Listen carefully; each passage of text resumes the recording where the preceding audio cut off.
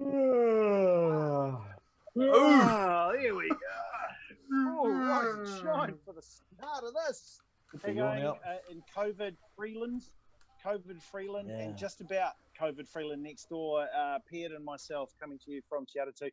Yeah, it's our pleasure to be here with you. Of course, remember that you can rate and subscribe when you go. If you're listening on podcast, please do that. Give us a score. That's a good thing. Leave a comment. And you know what I found out? Apparently, you don't actually have to type in anything that makes sense. You can put in the letter F if you like, and then that counts as a review, and that's a good thing for us. So, look, we'll take an F. Of course, we'll take an F. We'll take an F. Coming up on the podcast tonight, we will be talking to the boss of Eden Park about the big party that he's got going on this weekend. But, of course, it is the 9th of June, boys. You guys know it's a great day today, don't you? Of course. Yes.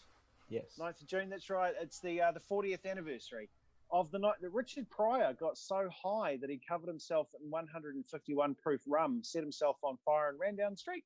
He was tackled to the ground by police who took him to hospital and found out he was in fact freebasing. So there we go. So there it is, the 40th anniversary of that. What a night we've got. A lot of sport that's happening in the world, and I'm excited. Wow. I think everyone was quite shocked in that. That was a bit dark. Pryor, but he was a crazy guy. No, he's he lived. He lived. Yeah. Oh, yeah. Just lighting yourself on fire. Yeah. In all honesty, nowhere to go with that. But I did some real hard work today. I've written down the things I'd like to discuss on today's show. I had a green. Oh, you have too. Look at that. Green colouring in pencil. Okay. So I'm excited to get that. But first of all, of course, welcome everybody to the vlogcast. And can I first off by saying Andy Rooster, or as we're going to go from here on out, as we were joking, let's put a st on the end of everyone's name. On the end of everything. Yeah, so Anster Rooster comes in hot. First off, the bet didn't come in, but Blake, great call on picking the Titans. On the Titans. Yeah. Woo! Yeah. Clear on them, baby. Woo! Milster, go the Landers. Man, did you hear that their biggest thing that they were gloating? They're like, it's going to be the first live crowd that's going to be, in amongst the thing. And then hasn't the NRL opened up the corporate boxes now for certain crowds to get in there? So they've just got to pit the Landers from having a live audience. They're going to go, no, we've got the corporate box crowd. Damn it. Damn the NRL. Look at them beating us to it. Bryce Stahoskster says, very lovely blue skies, fine, cool winter's day in the valley today. Going down to below zero now. Hashtag weather chat. Ooh. Always love the weather chat. Always love the weather chat. Send it into it in your comments and stuff. That's great. Mike Staratster. Or Michael Lutting. That's getting so annoying, but I'm sticking with. Mike Staratster. Richard Pryor. Brilliant. Thank you, Atster. Brendan and... Oh, shit, I got it wrong. Brinster Anster. Evening, boys. Freshen up the beer, Mark. Hashtag. What does that mean? Freshen up the beer. Heineken. What are we? Beer or beard? Beer. B-E-A-R. The beer. The beer. Have I got a beer behind me? Or I don't get it. I don't get it. Brinster Anster. I think it might have wrote beard. Beard. Oh, there he goes. He covered it. Freshened up the beard. I did actually. I took a bit off. I took a little bit too off. That's what it is. I was trying to figure out what I was thinking. Like, have you put on weight or what? But it's your beard. That's what it is. Fuck you, Nate. That's not what the right. No, I did. Yes, mate. I was trying to figure out a nice way to put on weight. Later on it there. Yeah. I'll tell you. Perhaps, there you go. Face got less you know what I mean? When people's face gets fat and expands and their beard gets further apart. But no, I can see that. No, I had to do a shave. I was doing a shoot for a pilot show that is supposed to be going somewhere in some time, a rugby league show, but we'll see how that goes. I had to. So you're being fake, mate. Be yourself. Okay, so it was a league show that I was involved with. That I know sweet fuck all about league, but I was just a part of really just a panel of people who I was just there to instigate fights, and I did my job well. Nice. A real talent of mine. But I did try and... my wife said, you can't go on TV looking like that. And I was like, bullshit, I can't. And so she goes, just trim up the beard. So when you start trimming it up and it gets all uneven, you're like, for fuck's sake. And you've got to go on the other side and like, and then it just all came off. And then my daughter goes, why have you got this big fat thing under here? And I was like, let's go back to the messages. Jamester, Ty Tamster, sup lads, beard. I see what he did there. And Aidster, McGluckster, fellas, thought on Fury versus Wilder, possibly happening at Eden Park. Mate, you took me question. I can't wait. was going to ask Sautner. I just want to hear his thoughts about it because, like, obviously we've heard Bankwest, Yes. the front runner. Yes. But mate, why not come to a country with no cases?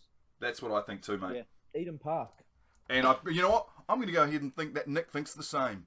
Because Nick would love that fight happening there, as would all of us, and that would be a great one. But let's leave that for Nick. My first topic du jour, if I may. Okay, give me a topic du jour. Nate, you need to change your background because I want Corey Webster versus the Mark Peard Sports Crew. Oh, okay, yes, topic number 1. So this is... I've missed my paper. I've got to get it. This is a photograph of Corey's face when he found out about us being in the draft. Right there, so there it is, mate. Take it away. Tell us what you got. Okay, so I asked Corey to come on the show this evening. I approached him through Twitter. He follows me on Twitter, and I follow him on Twitter. And a couple of times we've had conversations. I actually really like Corey Webster. I really like his outspokenness. Sometimes I disagree with the stuff he says, but I would encourage more of our athletes to be like Corey and just say what it is they're thinking. I don't want Corey to ever stop doing that, so I'm hesitant to be too much of a bully. Well, when I say bully, I'm hesitant to go too hard on this, but fuck up, Corey. Like, let us have some fun.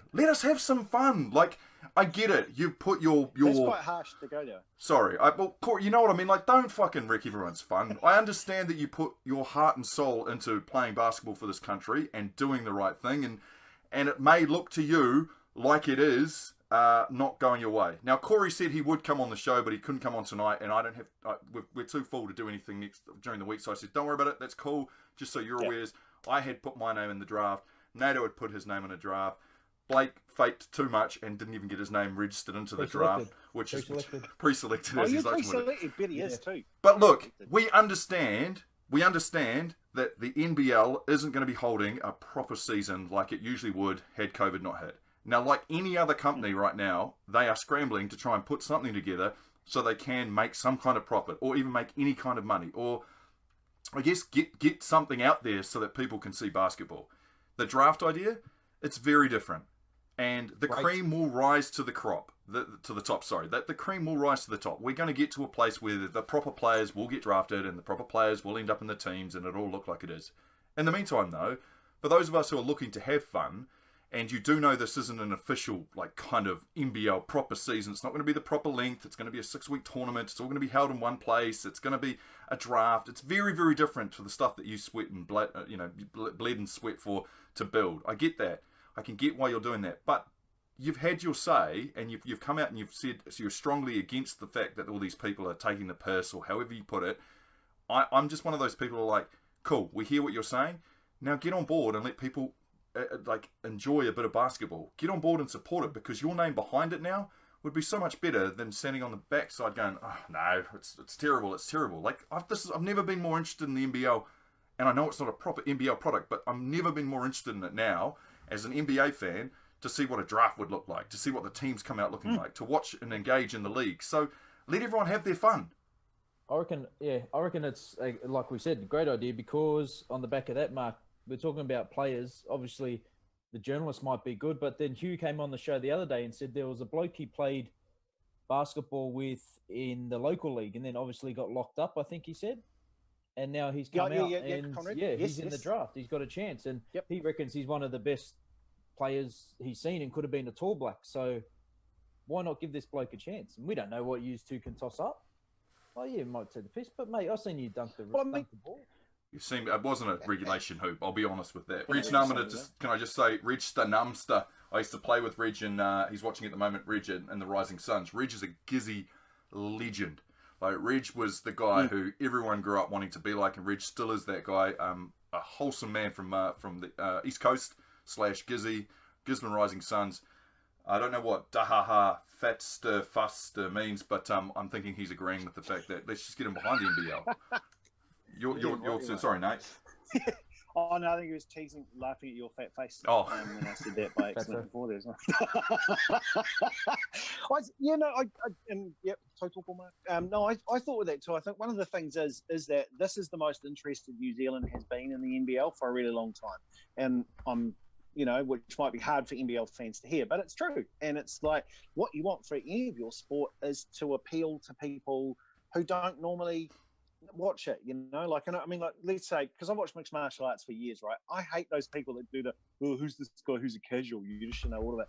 Like, it's, when we had, do we have Sam Neill on and he told us the most boring thing in the world is a wine bore, who talks too much about that? Yes. Those are the sports bores that do that about it, and you are the people that scare everyone else away. So look, I think it's fun. I think it's cool to have. I think it's interesting to have. I think when the guy that makes ice cream, like, we've got an ice cream maker that's in it. We've got some other ones as well. But I really do hope that actually out of all those people who entered who aren't established NBL players, I'm really hoping that there are just one walk-on, one guy who, might have been a good player when he was 17, stopped playing, whatever, and didn't do that, has come back and gone, I want to do it. And he goes down and just did some of those workouts and actually impressed them and gets a slot.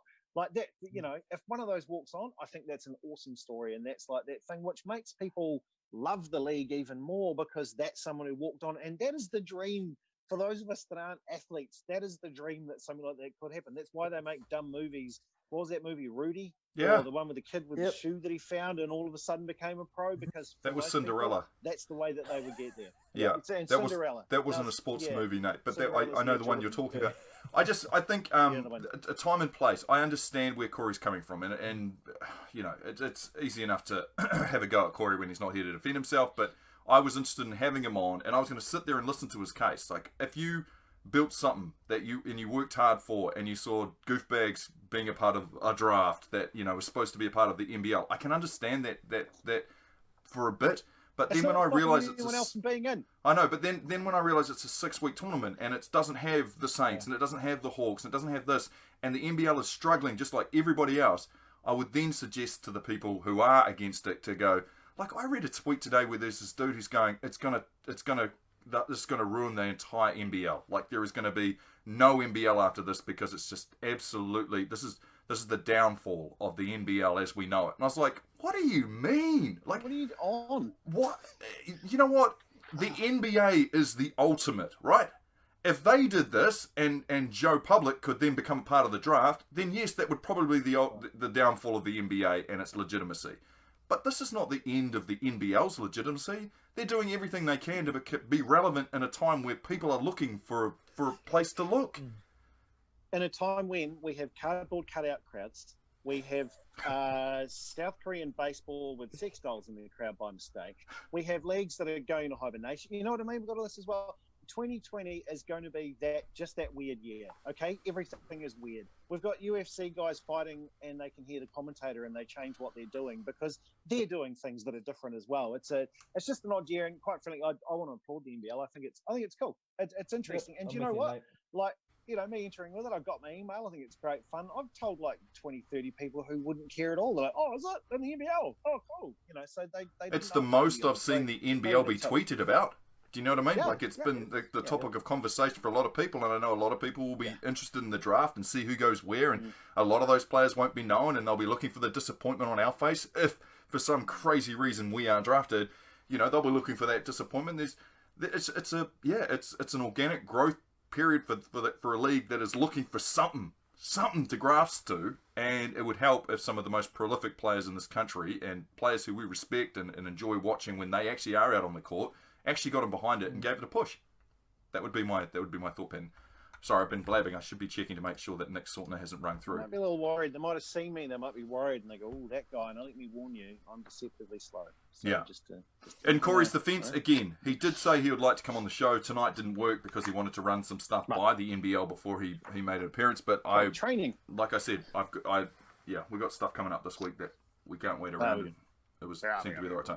Oh, what's my other thing? I just want to do a shout out to Polly and Grant, people who I worked with a while back, and both still very good friends of mine, and they found out that they were being made redundant. Nate and I have been through that very recently, and I know a lot of people will know somebody who has been made redundant. I respect them as broadcasters. They're good friends, and I wish them the very, very best. I was just literally, before we came on here, having a conversation on Facebook with Polly and talking about the absolute feeling when people show you pity and keep on going, oh, you're okay. And I know they're just checking up on you, but at that stage it gets really, really frustrating because you just want to tell everyone I'm cool, I'm fine, I've got projects I'm working on, I'll be back and all that kind of thing. But keeping that momentum up and accepting the hey, we're sorry this has happened is a tough time. But much love to them both. And for anybody else out there that's struggling and looking to are being made redundant. We can see a lot of people around the country are in this situation right now, and that doesn't help when we're all trying to save up tickets to go along to Eden Park, and the damn thing sells out on a Sunday before we even get it. Yeah, it bloody does, eh? Aiden says, legends. Yeah, they are legends, and they will find work. Eighster McLister. Any publicity is good for this year's league. Nothing wrong with a bit of fun. Thank you, Aidster. Scottster Aidster says, Gizzy Rising Suns. People are just going to tune out because they're sick of it. Robster Daystar says, what number's your jersey of choice, boys? Oh, true. I've got to get our singlets. Oh, 52. 52. Why 52? It's always been my favourite number. When I was a little boy, you know speedway cars. Yes. So when I was a little kid growing up, over the fence from me, yes, a guy used to park his stock car. And yes. It was a red one, and it was number 52, and his name was Colin Beswick, and I thought he was just the coolest thing in the world. He was like real life Dukes of Hazzard, driving around in our neighbourhood. Yes. So he used to race at Miami Speedway Napier. So since then, 52 has always been my number. Every time I do NBA 2K, 52. Okay, Blake, your number if you are drafted in this number week's three, run. Number three. Number three. Alan Iverson. Scott. Yeah. Oh, that's okay, sure. Alan Iverson. I'm taking 20. Gary Payton, the glove. Nothing like him. Oh. Trash talk though could come close, but I want to be drafted with single number 20 if possible, please. Nick, when you're ready, adjusting everything, we can see this happening. It's a fascinating watch. We're getting an inside thoughts in your head going, no, that's not right. That's not quite right. Yes, that's perfect. In the background. Yeah, there we go. That's my personal jumper. That's why I thought I'd better have that. And then he's got number there. And then I've got my children as well. So I thought it's a nice little setting. I love that. And when you rang into the Zoom meeting, you're like, man, I wonder if I go live. And then I just brought you straight in live before you even got a chance to place it perfectly. Sorry, man. You do me like that. I love the flower too. The flower, nice touch. Yeah, that's good. Hey, for everyone who's not aware, this is Nick Sautner, CEO of Eden Park. And Nick, thank you so much for your time. We have obviously an exciting weekend planned for you. Well, we haven't. You've got an exciting plan for you. Rugby's back. Rugby is back, and Eden Park looks like it is. The tickets are absolutely screaming. Well, the people are screaming for the tickets. Yeah, it's certainly been, and thanks for your time tonight, gents. Yeah, it's been phenomenal, the interest. I think, obviously, with Bowden Barrett, his first game back, I think people are genuinely miss live sport, and you see it with games being played with empty crowds. There's no question that the crowd, whether it be it motivates the players, but also it adds to the atmosphere and the broadcast. And yeah, it's just it's been great to see the atmosphere at work with people just excited to be getting that escapism and getting people back into the venue. Nick, had you pre-planned Super Rugby without a crowd? Had you gone to the idea of putting crowd noise in just in case they hadn't cleared it so crowds could gather, or did you have cardboard cutouts ready to go at Eden Park? Well, Mark, as you know, we're very much into innovation, and we had a number of scenarios planned. I must admit, I actually had a relatively large check in the bank where there was a couple of deals we'd done with two commercial partners. One was going to be covering the seats with large banners that then linked in to us selling the naming rights to Eden Park for 12 weeks. So unprecedented times, nimble, agile. And we were going to adapt to do that. But obviously with people coming back in, we had to look at ways to generate revenue with people not being in the park. And this way we were looking to generate with an empty stadium. Wow, Nick. So it may have been blah, blah, blah field at Eden Park, or you'd go like the name of the stadium, something? Yeah, so we'd even drafted the media release to say unprecedented times, brings unprecedented measures. So, and yeah, we're working with a partner where they would have had naming rights for 12 weeks. It was sort of a once in history, not a once in a lifetime chance. But yeah, that didn't eventuate, given that part of the engagement was covering the seats with banners, the sort of 50 to 80 metres long, depending upon what stand. So it was all mocked up, was all pitched. And as I say, one of the partners who was involved in it, we'd had a deposit in the bank. Oh, Wow. What about all the beer and the food and everything? We all stocked up for the weekend? Well, we are, yeah. So it was interesting watching the team today, just going through the retail outlets and making sure. And I did have a bit of a word to them to say, with ticket sales over 20,000 already, please make sure that we've got adequate, because it is really is a family friendly time, isn't it? It's 3:35, so people can come early with gate opening at 2:00 and get a late lunch or an early dinner. Nick, were you surprised by the pickup of tickets, the amount of people who were this ready to get back? Because that's, I don't want to jinx it, but you were headed towards a bumper, and I'm not going to say the words, but you're heading towards, you're quickly heading towards a very, very big crowd. Surprised? Yes. Yeah, so I know I even, I found myself, I was talking sellout, and then I think the number of interviews that I've done in the last 24 hours, so I've adjusted to say over 25,000. But I think that's well and truly achievable. I think we should be trying to push to sell out the park. It's a great opportunity. Tickets for adults are $20 with kids free. We're looking at, as I say, the debut of Beauden Barrett, one of the best players we've seen in modern times, to be playing for the Blues. Why not get down to the park with the family, with the friends, and experience live sport? This is going to be something that the world's going to be watching Eden Park. I know we talk about 500 million watching a cricket game from the park, but in this instance, I was just reading an article out of Australia where the envy of whether it be the AFL or Rugby League, thinking that there could be sort of in the vicinity of 40,000 people at Eden Park on Sunday, it's only something they could dream of. Listen to... Talking about... just for a second. This is a Super Rugby game. And there could be that many people not only watching it live, but around the world. Like, this is phenomenal. As a sports person, I've literally just sat there and listened to that sentence and gone, wow, this is crazy times. And that's where I say, my feeling around the National Stadium and the role that Eden Park can play for tourism. We see it with our tour program. Prior to COVID, we were getting up to 1,000 people a week on our tour program, 94% from overseas. We're about to launch our zipline and rooftop tour.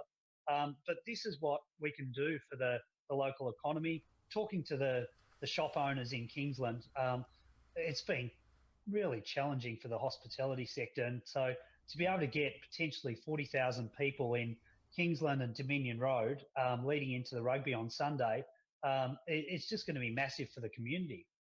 Did you just say zip top? Zip line. Zip line, sorry. Zip line. So tell me more.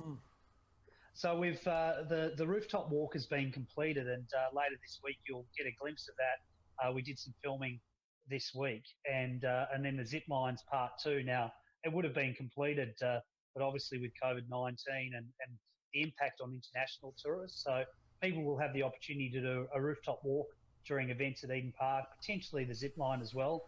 But it'll be a tourist attraction like no other, and again, can you imagine being on a rooftop walk during a haka at an All Blacks test? Wow. Wow. Wow. That's cool. That would be incredible. That's the exact response I want, boys. Yeah. Hey, Nick, how close, how bad were things at Eden Park? I mean, it's been a tough time for a lot of businesses. How bad has it got for you guys, and how much of a saviour is the idea that people can now flow back in and enjoy their sport and whatever else can be offered up by you guys? Well, it's certainly a step in the right direction. When you consider that we reduced our payroll by 35%, our trustees forego or waive their fees.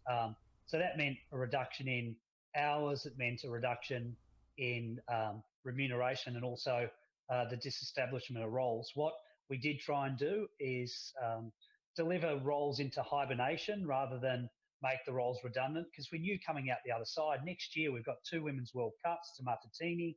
We know that Eden Park's been there for 117 years and will come through this and be the theme that I talked to the team about was emerging stronger.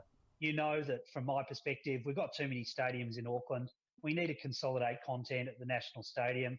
We need to save ratepayers money. by investing in failing assets. So for us, we aren't subsidised from the council for our operational costs. So we're in the vicinity of $600,000 a month, just in water, power, gas, electricity. If you look at even just the interest on the loan from the Rugby World Cup from 2011. So there's all of those costs, those fixed costs that we're absorbing. And it's been so great to see our partners and our corporate suites and our members who have stood by us. And I'm really excited about the back end of this year. I think New Zealand can be the place to be for teams to come, whether it be cricket, whether it be rugby. We've seen today with boxing. Yes. What an opportunity for this country. And teams would be willing. I personally, I made the comment to my team, I go to a cafe in Auckland for a meeting, I have no concern. But if I was in New York or London, I would. So put that in a player's perspective or a context. As a player representing the country, to come to New Zealand, if you need to go into quarantine for 14 days, so be it, and then be able to perform in a tournament against other nations with a global audience, broadcast audience, what an opportunity for New Zealand. And you spoke about... Oh, sorry, Glenn. I was just going to say, you spoke about coming out stronger from this. To me, stronger looks like, we hit on it then, the boxing. Wilder Fury. Now, we've seen Bank West, obviously, have put their name up like the front runner, but I don't see why we'd have it there when we can have it in New Zealand. 0 cases, and you just pitch the perfect pitch to us, like Eden Park. Why not fill it out? Yeah, we can. What needs to happen?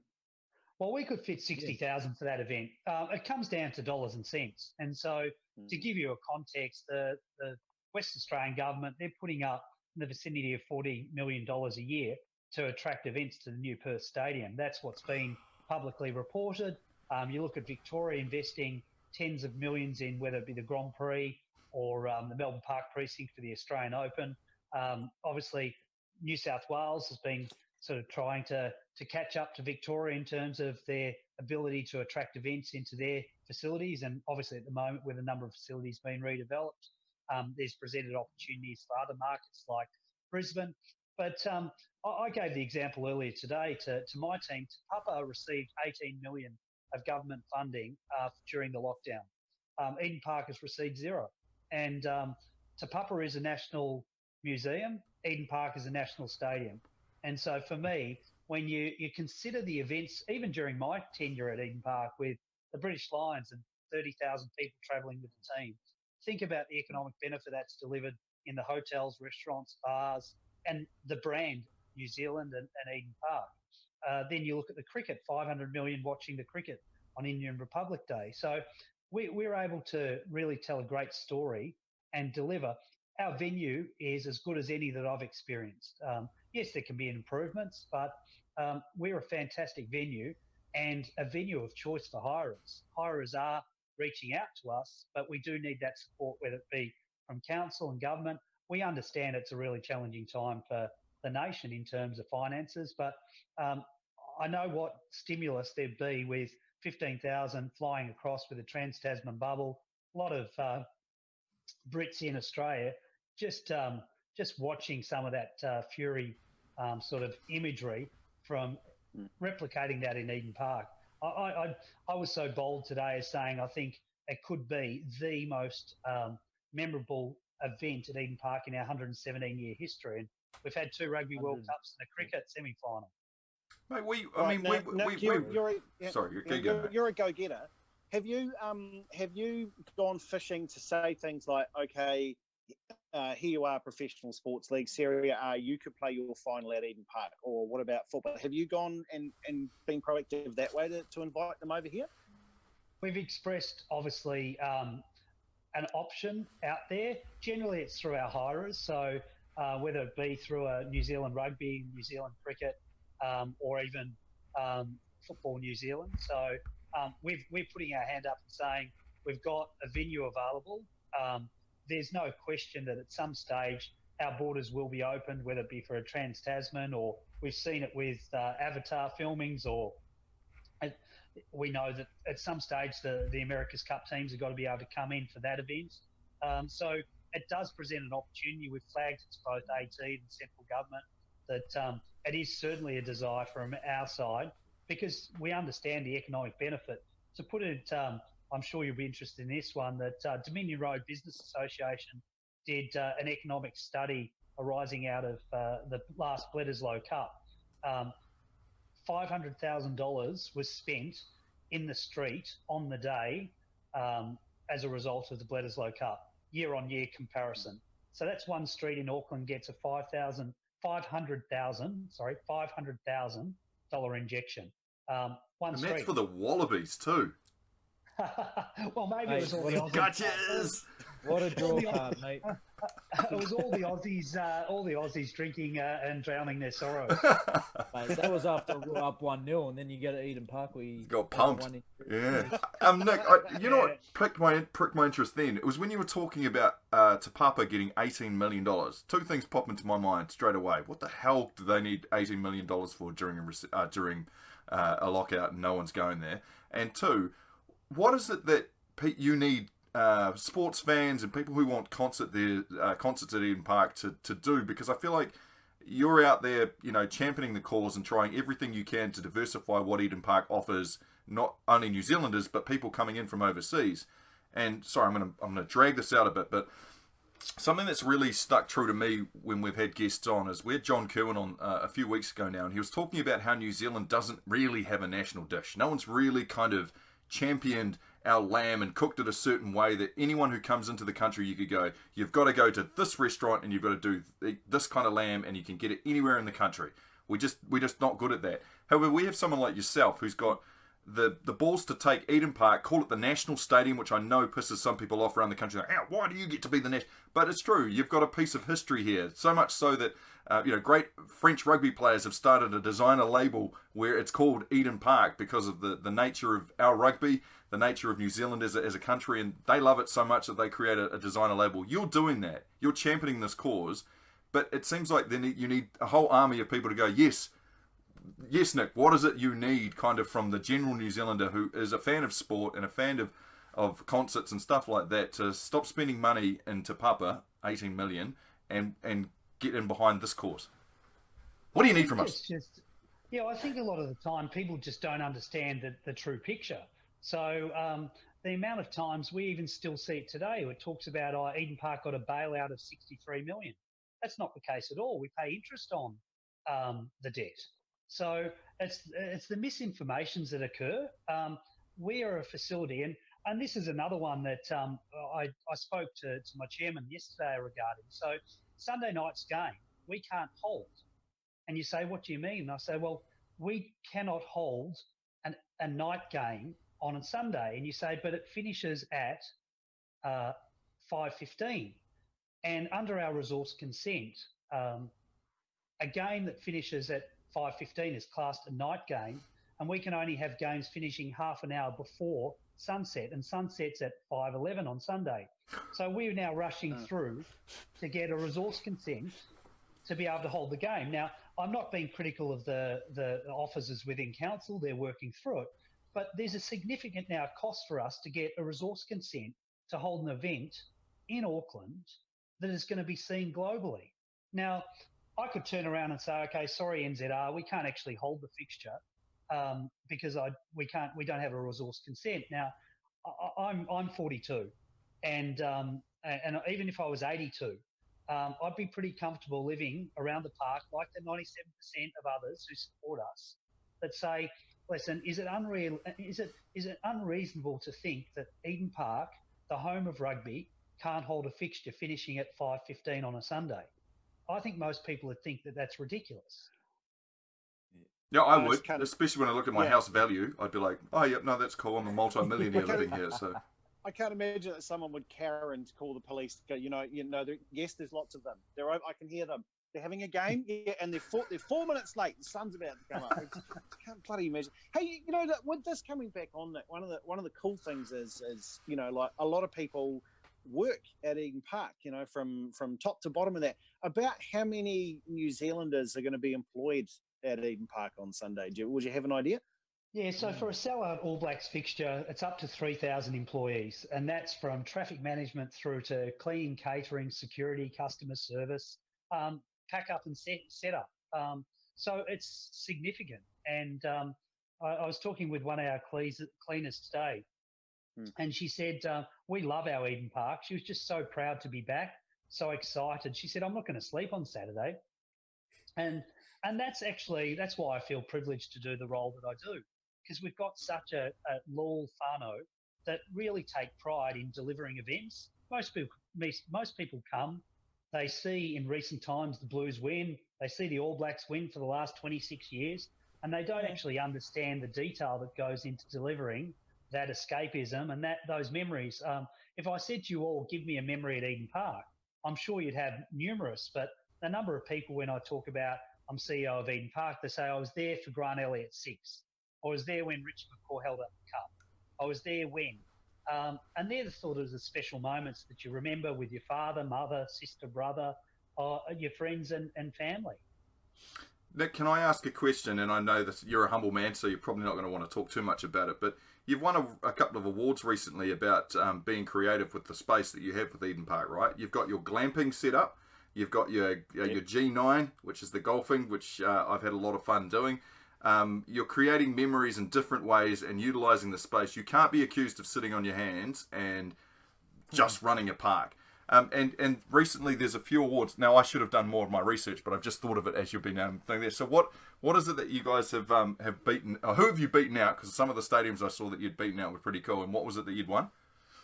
Yeah, so the latest award we won was actually the Innovation Award at the Stadium Business Summit. Now, unfortunately for us, we weren't there to be able to pick up the prize in Manchester, but it was during COVID-19 lockdown, and that was for innovation.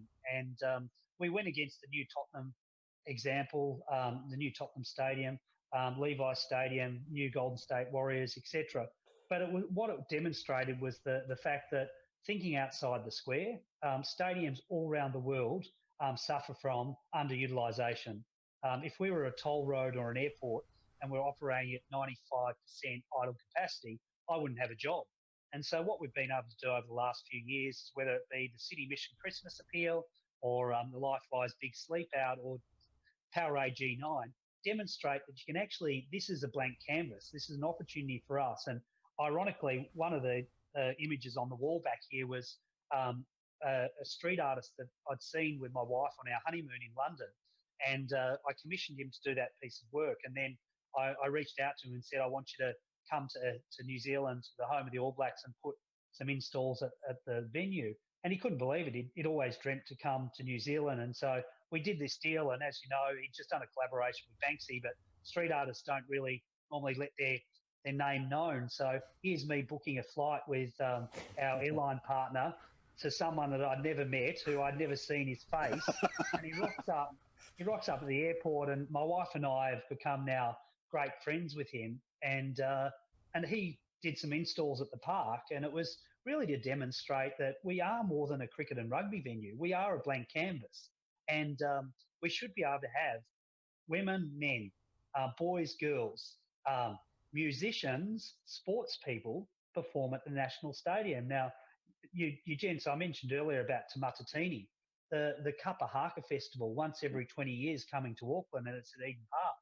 And when I did the pitch, I said to them, this is not a question of if it should be at Eden Park, it's a question of why. As someone who played sport myself, when you had the opportunity to perform at the MCG, it was just that extra drive and desire. And that'd be the same for anyone getting the opportunity to perform on Eden Park. And so this weekend with the Blues fixture, we're doing fans on the field after the game, because we want kids to be able to get that escapism and go out and touch the grass and think, this is what we missed for the last 12 weeks. That's so cool. Would you now the NRL's back, is there a chance maybe say the bubble opens, could we get that double header that we were supposed to get at the start of the year? Would that be you going to talk? Oh, yeah. Like, maybe one of the Warriors' later home games? I don't know. We'd like to play Canberra again, please. I think the challenge is going to be with the Trans-Tasman bubble for sports teams is if there is any quarantining requirements. So you can imagine if it just doesn't work in the short term if teams have got to be put into quarantine for 14 days. But again, that was a great example of us working with the Blues and the Warriors and saying, let's do something different. And it was going to be another example of innovation, another example of where people could have even seen the turf team washing off lines and logos and the whole 45-minute transition. We'd practiced and practiced to be ready to go. Unfortunately, then we weren't able to deliver it. But we've got a number of other initiatives we're looking at. And as I say, Eden Park does present that blank canvas that we can look to alternate concepts or hybrid opportunities. Nice. Awesome. I feel like we've sorry, you get one more, Nate, and then we have to let Nate go, because I didn't realise you were still at Eden Park. I appreciate that. You've got a young family. You've got to get home. Now, when you think of like the Blues and then they roll out Bowden Barrett, and that's a great thing, although he was missing for the start of it. When the name Daniel Carter gets added to it as well, could you estimate how many extra bums on seats that brings in, or is that a excitement factor for having him? Does it equal more people through the door, do you think? Well, the best example I'll give is that my CFO, he's got 4 beautiful children, and my wife and I do a family dinner on a Sunday night.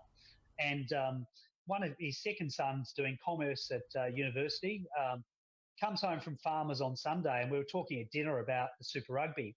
And he said, Nick, to be honest, I really hadn't taken the interest, but Dan Carter signing for the Blues, I'm actually going to go to the fixture. And so there are going to be people like that. And he's just one of those names that I think people want to see, people want to experience.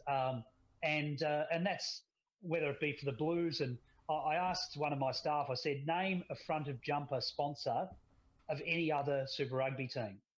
And I said, but name the front of jumper sponsor for the Blues. This week, the exposure for partners for the Blues with Bowden Barrett, with Dan Carter, for the Super Rugby competition. And it's probably a good example of what they did with when we started the Big Bash in Australia. A lot of those players came out of retirement because they said, Cricket Australia's done a lot for us. We're going to give back to that competition. And if you remember, you had those legends rolling around in the first season of Big Bash, and it really set the tone for the competition. So hopefully we can do something similar with this event. Nick, I'd like to thank you for your time. That was an amazing listen. Bravo, man. I always thought to myself, I was thinking about it tonight actually before you came on. I was thinking, Eden Park to me is like something I learned at drama school when I was trying to be a thespian. And there's a mask, right? And they're talking about utilising or acting with a mask. And once you take the mask off, it's lifeless. It's just a piece of plastic that sits on the kind of the side. But the joy that a mask brings when it comes alive and someone's got it on its face. Eden Park, while people are in it and are enjoying it and taking advantage of the space, it becomes alive. And there is probably no more magic place in this country than a thriving Eden Park, so long as we're not drawing with the Lions. That was an odd feeling. That was like a full crowd of people going, what? What just happened? What just happened? But wish you all the best for Sunday, my friend. It should have never happened. I think the Lions fans sitting next to us had the same look on our face. They're like, what happened? What did we do? What just happened? I think everyone was in shock. They're just most people hadn't seen, certainly a draw at Eden Park or a loss. But yeah, I know my chairman and I don't want to be a CEO and chairman if they do lose at Eden Park. But yeah, I know Kieran Reid, he seems such a lovely person, and even he was grumpy about that whole situation with the referee. Yeah. No, well, thank you so much for your time. Oh, sorry. Just before you go, mate, these two probably don't care, but one team, who's going to win the AFL? Geez, I think Richmond are looking pretty good. I think they got the depth. And they got a Kiwi in Dustin Martin. Yeah. Can you give us a close-up of the photos on your signed jumper? Are you able to grab your phone and give us a close-up? So was that yours that you played in? Yes, that's right. That's me taking a mark. Oh wait, it's blurred. Can you? Oh, is it? Oh, it's just frozen on it. But taking a mark, that's good. We can hear you. Yeah, we can hear you talking. I'll just get it up for you again, gents. Maybe I went too far. Well, there we go. Oh, there we go. Oh, yeah, you're right. Yeah. You see that? Oh, there you are, rising high above everybody else. Oh, yeah. There's a Linko. That's a bit of a, what was that for? A games record. at Sandringham. That was so. Yeah, Oh. that's it there. So All right. yeah, yesteryear. Anyway, thank you, gents. Always a pleasure, mate. and always happy to help. Awesome. Thanks so much, Nick. Beauty, thank you. Talk soon. Thank I cut him off. Beautiful. Shit, that was poor form. That's exciting. No, Thank- you know, there was so much exciting bits in there. Like I liked hearing too, because we spoke about how during lockdown, there's a lot of people, service workers, and that are missing out on work. So to hear that, you're going to get a couple of thousand there. I know he said 3,000 for an All Blacks test, but in my former life, when I got to do the commentary for the radio, one of the cool things is that you kind of go through behind and go up all the the weird stairwells and service lifts and stuff, and it's just a hive of industry of all these workers in the back with their Eden Park badges, and he's kind of right. Like they actually do, they're like Smurfs. They're so happy. Everyone's in there smiling and hello sir, and I'll push a button for you and that. So I was just thinking that I thought like there's a particular security guard, and she's absolutely adorable, and she looks after all the TV and broadcasting one. She's like everyone, Nana, and she sits there and like everyone walks in and goes, hello, how are you? So she's going to get to work again. There's plenty more. So I think it's great. It's going to be fun. And like you say, Mark, it's just that collective noise of a big stadium it's just a great human experience. For real, man. And we get to have that on Sunday in Auckland, and I know in Dunedin, obviously the glass coffin is heaving. I know that the ticket sales are going really well. Where's the next? Is Westpac? Yeah, people are headed to is it Sky Sports Stadium? Sorry, Sky Sports Stadium. Yes, Sky I saw Sports a tweet from Julian Savia saying can't wait to watch the brothers playing there. So it's going to be a good weekend of rugby. It's going to be a good weekend of rugby league. Aish, one more opportunity to say how you called the Titans game, and then we'll leave everyone go for the night. I don't need to, mate. I don't need to talk myself up anymore. I'm probably the best tipster that the fans of this show have heard, so I don't need to do any more. I've proved it. The proof's in the pudding. Titans beat the Tigers. $20 on and a win. So thanks to who won again? Titans. Milster? No. Monster. Milster. Rooster. Monster Rooster. Yeah. No, well done, good sir. We'll be back on Thursday evening. Nate Booyah, the man who convinced Colin Kaepernick to take a knee rather than sit down on the bench. I'll be having a one-on-one with him, and I'll play that out on Thursday. Black Lives Matter. Fantastic, by the way. Sporting hip, before we get out here on this day, NRL Women's Comp confirmed for September. Conor McGregor retires again. Paul McGregor survives as the Dragons coach. Benji dropped for the Raiders. AFL crowd of 2,000 expected for showdown. And Sean Johnson gets beaten up by the Australian press, even though the Sharks won. Don't know how that works. There we go. That's all of us. Remember, rate, subscribe, tell everybody about it. Do your share, do those. $18 million to Te Papa. For what? I've never heard of electricity. We missed you, Corey. We missed you. We would have loved to have you on the show, buddy. We missed you, Corey.